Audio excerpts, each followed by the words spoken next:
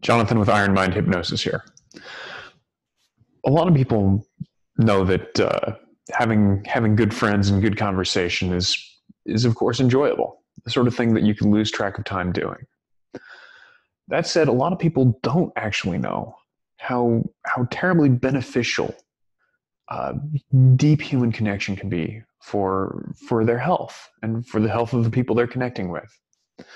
One of the best predictors of health and mental abilities into old age, uh, as well as just how long people will live, is actually how many close social contacts they have, how many close friends they have. It's beneficial for health in general, and it's beneficial for longevity. It's beneficial for how well your mind works and keeps working. So what do we do about that in the age of COVID, where we can't quite see each other's smiles and we have to stay at some distance from each other?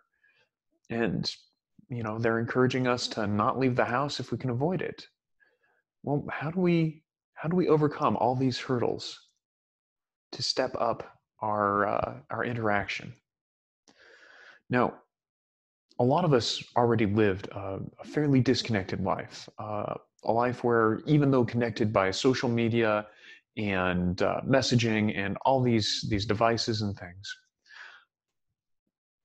frankly, when they do surveys, they find that a lot of us don't have more than maybe one person that we're at all close with, and that's down from previous decades.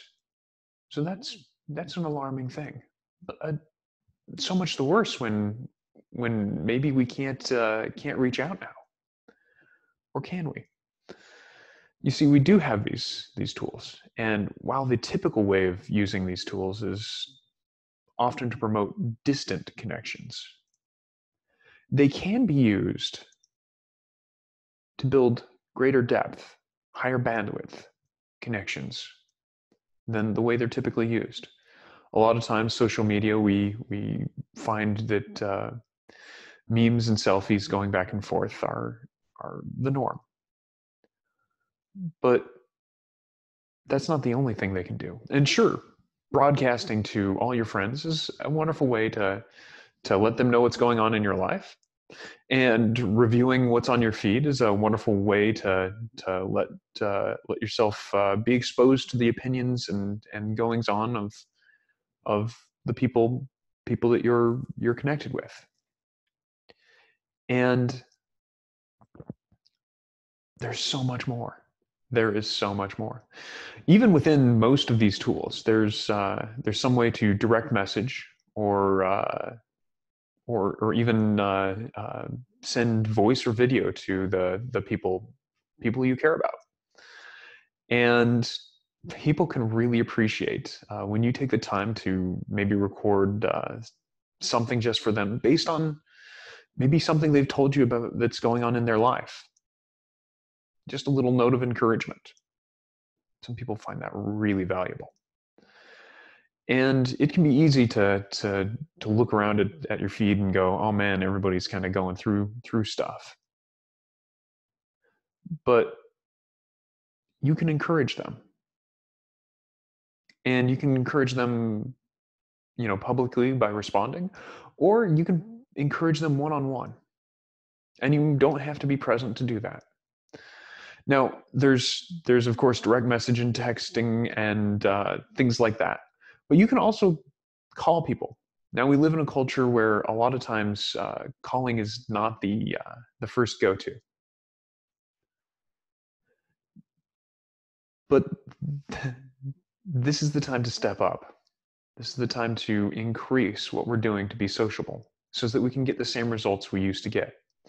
So maybe that requires calling or sending a voice message or something like that. Something high bandwidth, maybe even a video, tailored directly for the person you want to connect with. So feel free to call. And not everybody is in a point where they can talk, and that's fine. Not everybody has the memory or bandwidth to call you back. Also fine. Just reach out. And if you reach out and keep reaching out, you might discover that some connections that have just drifted off are actually quite happy to hear from you again, and maybe even could really use your support and listening. So reach out to your connections and listen to what's going on for them. It's good for you, and it's probably very beneficial for them. Let me, if it's safe and appropriate for you, if it's safe and appropriate, no driving, nothing dangerous, let me invite you to take a deep breath. Close your eyes and exhale slowly. And some people breathe long, deep breaths naturally, and some people have different size lungs. So there's no need for your breathing to exactly match mine. Just whatever is a deep and slow breath for you. Typically, you'll want to breathe from your belly, using the full capacity of your lungs comfortably. And every breath you take helps melt tension out of your body. All of the sounds around you help you to focus on this experience. Every breath relaxing, teaching you to relax, showing you relaxation as tension melts out of your body, drifting away,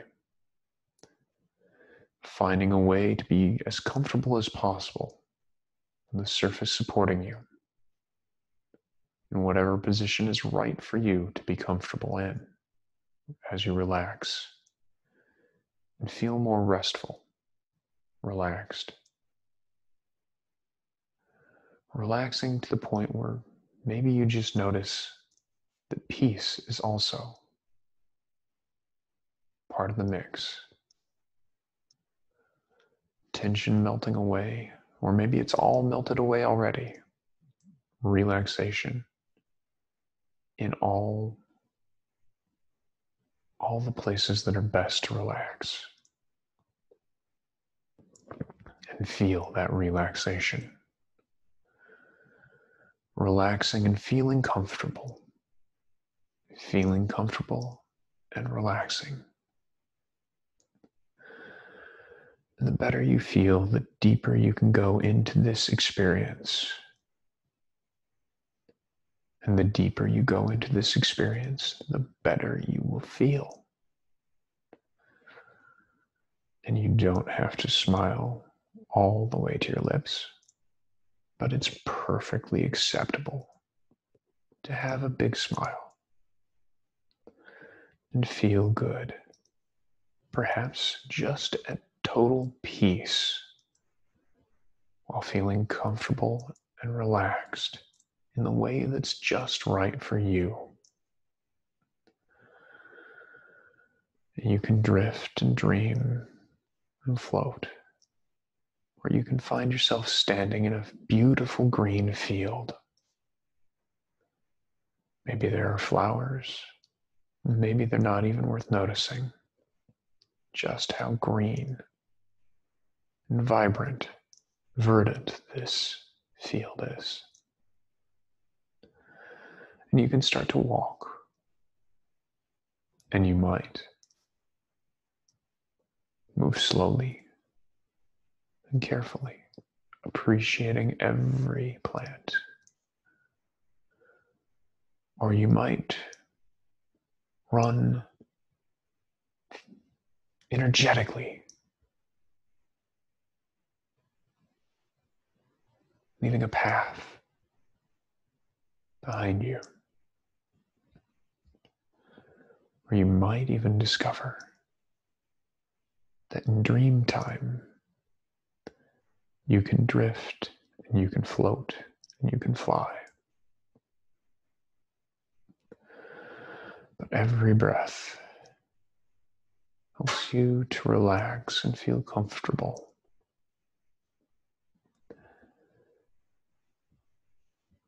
And in this field, as you move along, you can spot a village or a town in the distance.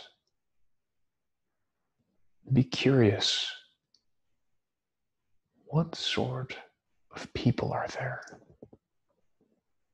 What goes on for them? What drives them? What do they like to do? Who would they like to be? How do they like to see themselves? How have they decorated their town? How have they built its infrastructure? Different people might find different questions, different amounts of interesting. And as you move through the field, you might move towards a path. You might be curious what kind of path that is. Perhaps it's a small path. And you can move along that path just as quickly or as slowly as you desire.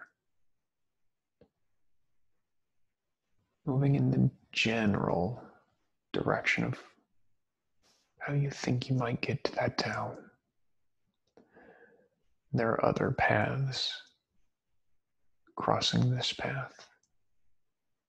You might even find a larger path, the sort of path that might lead to a proper roadway.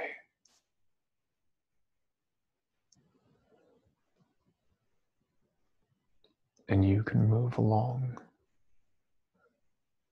the larger paths until you're on that larger, the road. Coming into the town, the village, and you can look around at the buildings and shops, restaurants, homes that you see there.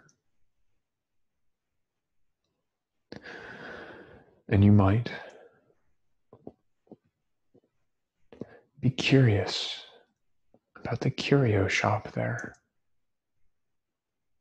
It's got an interesting collection of things in the window. You approach the door and walk inside. Perhaps you hear a bell or a chime to remind the shopkeeper that you were there.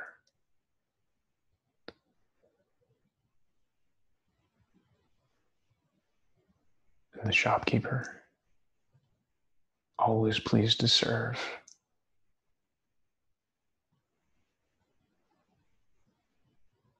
welcomes you to the shop generously, kindly, asks if you might have any questions,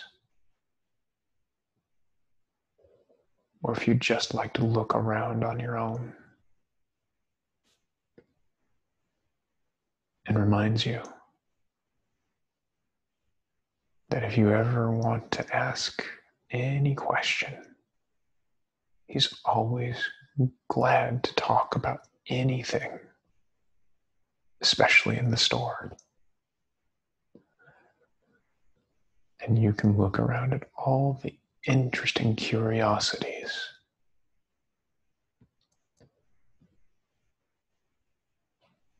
There's some things that look quite delicate, and some things that look quite solid. Some things that are quite large, and some things that are teeny tiny. And you might even discover that while there are some large things, there can even be other things that you didn't notice behind them. It's one of those sorts of spaces where even after walking around one time or 2 times, or maybe 3 times or more,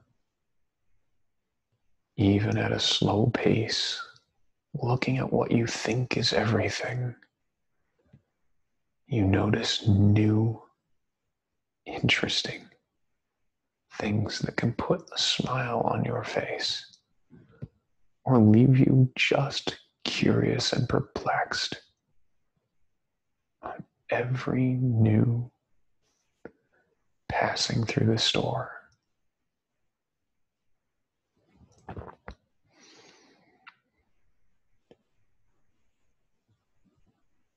And you can find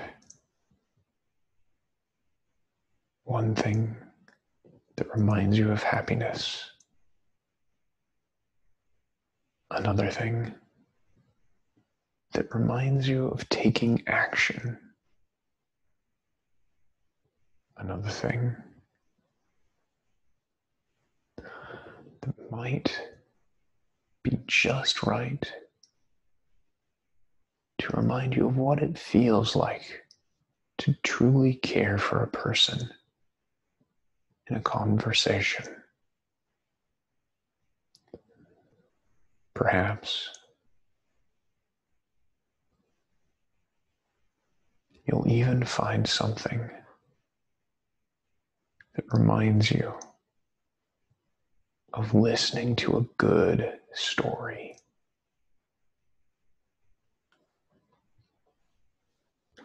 And speaking of stories, the shopkeeper is all too happy to tell you anything you might want to know, to chat about the history of any item in the shop. You would think that there is no way that hundreds, maybe thousands of items could each have a story all their own. And you might be very surprised when you discover that the shopkeeper not only has a story, but a history, maybe even a hope for each item in that store.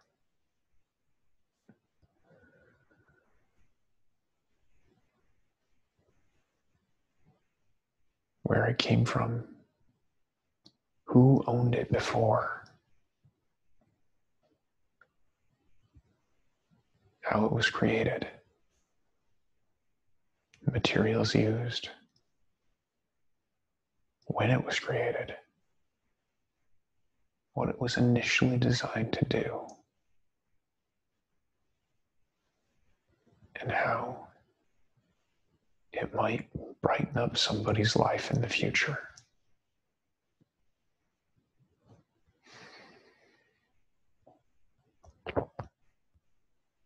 And you can just keep on walking around the shop and asking interesting questions. Questions that interest you. Interested in the story you'll hear.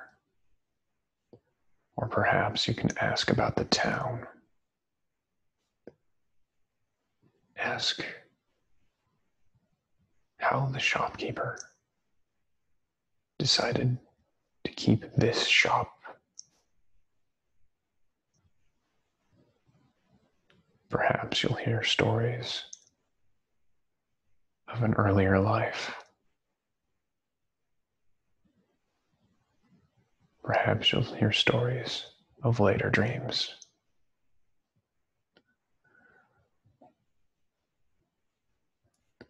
But as you walk the store, looking in every corner, behind, above, and below, always finding new and interesting things, feeling wonder and curiosity and tiny little surprises.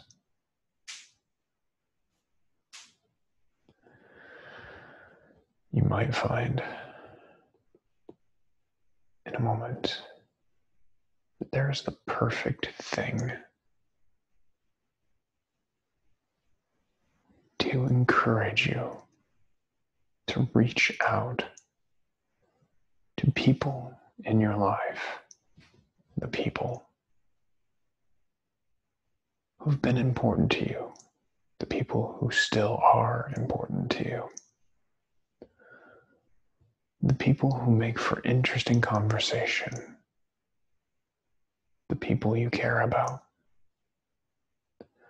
the people who've shown care for you. And you can find a curio that represents what it's like to reach out and share and have good conversation with interesting and wonderful people. And when you find that, you can also find a way that it will fit in your life. It might not be immediately obvious. It might take its sweet time. Smiling, thinking about how you might use this thing, how it might be part of your daily or weekly routine. Perhaps it's actually physically useful, or perhaps it's the sort of thing you could decorate with. It will put a smile on your face and encourage you in some way. And you can talk with the shopkeeper about the item that's perfect for you. Its history. Maybe a little bit of its future. And you can discover that you have ample funds for this item. And when you know even an inkling of how it might fit in your life,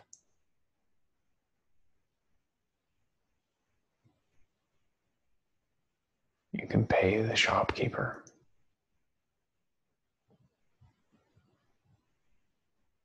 and just feel very satisfied with taking this into your life, this special item. Walking back into the town or the village. Continuing to walk the street, the road.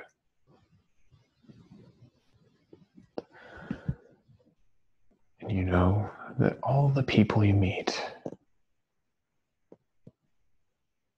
everyone has a mask of some sort. Some people wear stern masks. Some people wear happy masks. Some people wear the Joker's mask. Some people wear a kind mask. Some people wear a mask of productivity. So many people have so many masks. Some people have quite a few masks. And you know that irrespective of which mask someone shows you first, There's a someone behind that mask. A person with a lifetime of history and a lifetime of hopes. Things they have learned. People and things that they have loved, cared about, and people that have cared about them. Not everyone always feels that way. Some people feel that that's not true.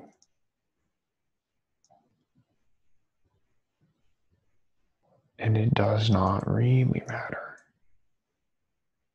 that not everyone sees the same experience, the same understanding in any given moment.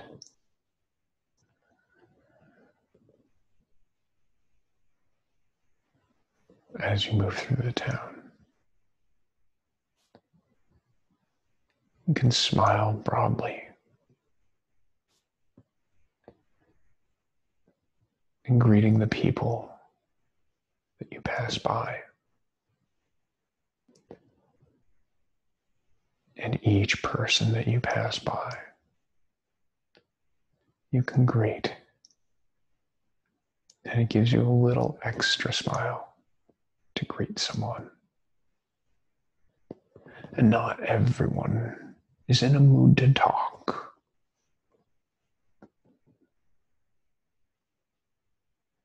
But some people are. And some people would be very interested in having a conversation. People like to be heard. People like to be listened to. And if you can just ask the right questions, people will tell you very interesting things if you listen carefully. So, you can ask people questions of the open sort. The sort of question that requires a thoughtful answer. A longer answer than 1 or 2 words. Or perhaps you might ask them what their favorite thing is. Where is your favorite place to eat here? What is the best shop for this thing or that? What's a really good park? Where's a good place to rest? What's the best meal here? Or the best beverage? Who should I meet who's like you in this way?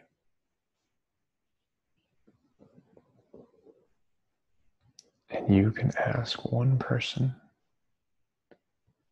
after another so many questions, so many interesting experiences. And you might walk into a store, a shop, and ask the person behind the counter. Perhaps you take a seat at a cafe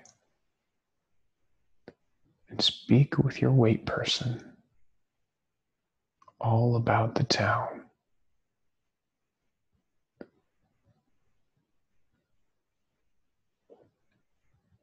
And you discover that not only is your body nourished, by that conversation as you listen intently to knowledge that was foreign to you, understandings you did not have before. And some of them can be quite surprising, not what you expected at all. So you might discover that your time in the diner or the restaurant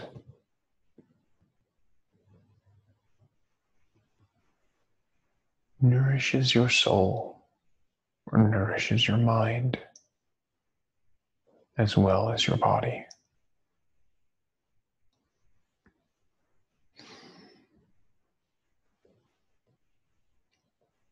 And you can just sit and enjoy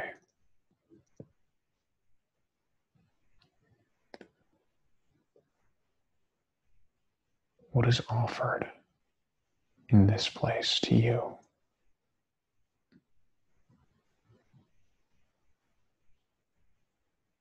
Appreciating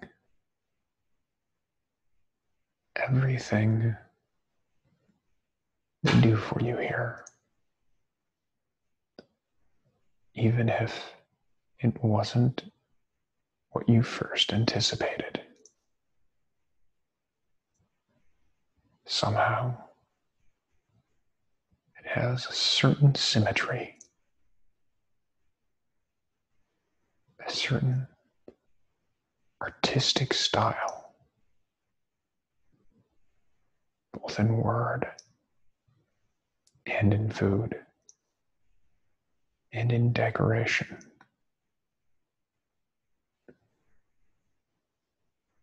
These sorts of styles can just put a peace or contentment or even a smile on your face.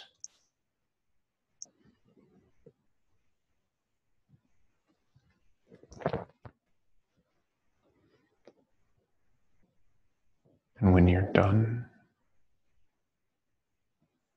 at the diner, the restaurant, you can know that there are so many more shops, even in a tiny town. And there's so many people milling about, some of them on urgent errands, some of them taking their sweet time, and some people apparently with all the time in the world to just enjoy. And you can talk to any of them. Or perhaps you can decide you want to talk to all of them. You can have any sort of conversation where you listen and hear what's on their minds. And you might be surprised to discover how interested they are in having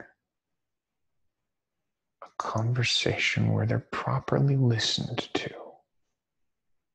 where someone values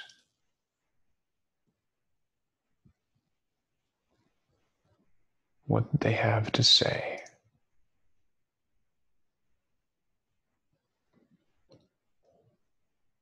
Now, there are so many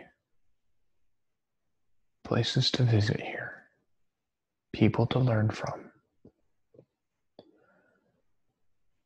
But for this time, it will be time to return. Return back along the road.